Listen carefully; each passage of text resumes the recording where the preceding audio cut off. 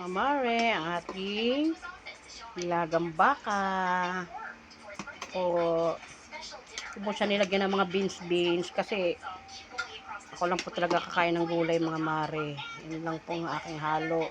Saka patatas, yan po ang halo. Salamat sa aking kasin. Ating limberhulan. Nakatikim tayo ng baka ngayon mga mare. Sarap po, grabe mga mare. Sobrang lambot po. Yan po. Ay, sarap. Kain po tayo. Lagyan po natin siya ng paminta. Sarap po, mapaminta po talaga ang tao mga mare. Po.